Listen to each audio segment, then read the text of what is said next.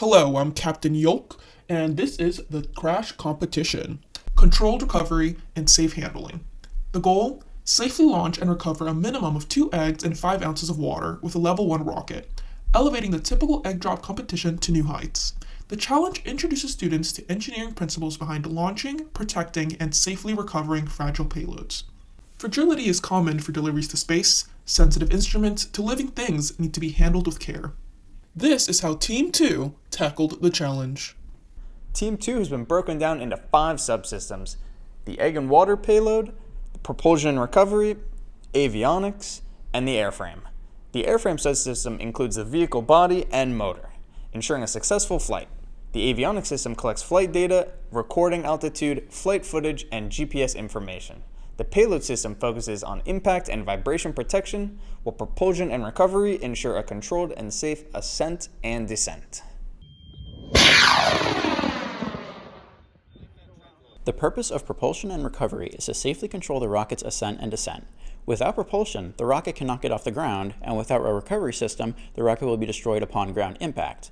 Our rocket, like many other model rockets, uses a solid fuel motor. The motor is made up of a tube with propellant packed inside, which when provided with a spark, is ignited and results in liftoff of the rocket. Since our motor is commercially available, we just need to select the correct one for our needs. Through analysis and testing using OpenRocket software, we determined that an Aerotech H550 ST-14A would be the ideal motor for our needs, allowing us to carry the largest payload possible to the required altitude.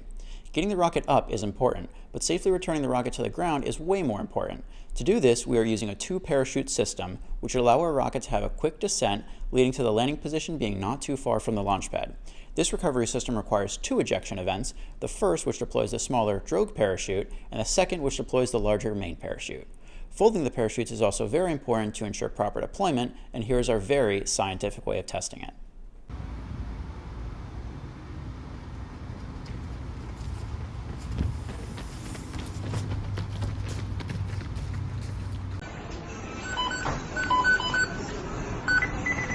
Avionics is the gadgets and gizmos part of the rocket. We handle all the parts that make expensive noises and smells when you plug them in wrong. Why have such expensive and sensitive components on a cardboard boom tube going nearly a quarter mile high into the air? It's because getting them back down isn't as easy as getting them up. The flight computer on our rocket, which in our case is the widely used MissileWorks RC-3, hosts a suite of sensors that lets the computer determine altitude, orientation, velocity, and acceleration of the vehicle. It records this data as well as uses the same data to initiate preset flight events. In our flight, the 2 main flight events are the drogue chute deployment at apogee and the main chute deployment at around 500 feet on descent. At either event, the flight controller sends out a high current signal to a designated E-match that ignites a black powder pool to expand gases into our recovery chamber, causing a vehicle separation. In addition, each black powder charge event has a redundant backup charge timed to go off slightly after the first. These oversized secondary charges ensure that even in the event of a bad igniter or undersized charge, we still achieve separation. Our vehicle also has a few more nifty avionics features, such as a rotary activation switch, video recording of flight footage, GPS tracking, and backup flight data recording devices to ensure we hit all of our system goals and requirements for extra points.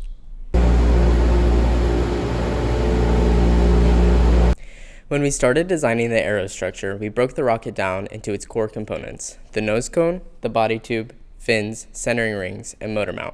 Each of these had to strike a careful balance between strength, weight, and aerodynamic stability. The body tube is really the backbone of the rocket, carrying everything inside.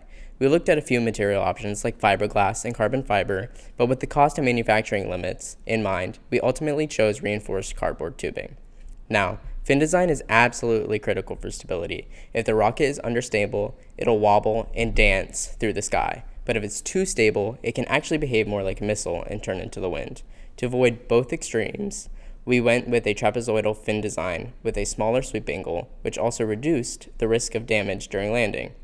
Now for the nose cone, we chose an elliptical shape. Since our rocket flies at subsonic speeds, this design helps reduce drag and provides a smooth airflow transition. One of the biggest challenges we faced was making sure the structure could handle the high thrust loads during launch. The weakest points are usually where the fins meet the body, so we reinforce those areas with epoxy. Another challenge was managing the center of gravity. With most of the payload in the nose cone, the rocket risked being too front heavy, so shifting components around and optimizing materials was critical to balance. On top of that, manufacturing precision became a real factor. Even small misalignments in the fins could introduce unwanted roll or yaw, so consistency during fabrication was key. For manufacturing, we used the UCF machine shop to mill the fin slots and split the body tube. Laser cutting was used for both the fins and the internal components, like centering rings, allowing for high precision and repeatability. Lastly comes the final build, putting all of the respective components together.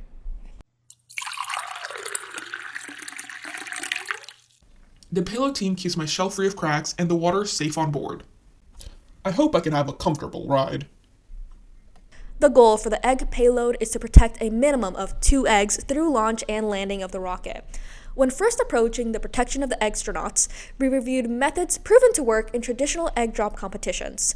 The methods could be divided into cushioning, structural design, and energy dissipation. Reviewing the limitations of fitting within our vehicle with a diameter of 4 inches, the method decided was cushioning. Variations of housing methods with foam were brainstormed. Ultimately, to save space and move up the center of gravity, the cardboard capsule for the payload was combined with the nose cone. Challenges arose with the egg sizes being slightly larger than expected when purchased. A safer design was in reserve, however, it was determined that with careful manufacturing, the original design can still work. Then, a new problem appeared. The water payload's vessels would not fit in their housing. The water payload is the secondary payload for the crash challenge and serves as a large mass that needs to be safely carried through the flight, while still being easy to access and inspect afterwards. Our design uses 4 high-density plastic bottles to serve as the tanks for the minimum of 5 fluid ounces that's required. These tanks will be distributed symmetrically inside the body tube to keep the center of mass properly in line. The first design iteration for the water payload aimed to utilize the available space in the drogue chute bay, and the plastic tanks would be filled and inserted into this bay before flight. However, as the design of the entire rocket progressed, it became evident that there was not going to be enough space to fit the module in the original location. The design had to be reimagined. The simplest and fastest solution was to place the water vessels in the nose cone portion of the egg payload. Our brave egg measurement scientists worked hard, and some, unfortunately, cracked under the pressure. Another very important requirement for the egg and water payload is to be able to load and unload the payload under 5 minutes. So, practice makes perfect. And egg test pilots took flight. After multiple successful trials, the nose cone integrated payload was determined to be safe and ready for launch. And now, all the team needs to do is be prepared for launch day.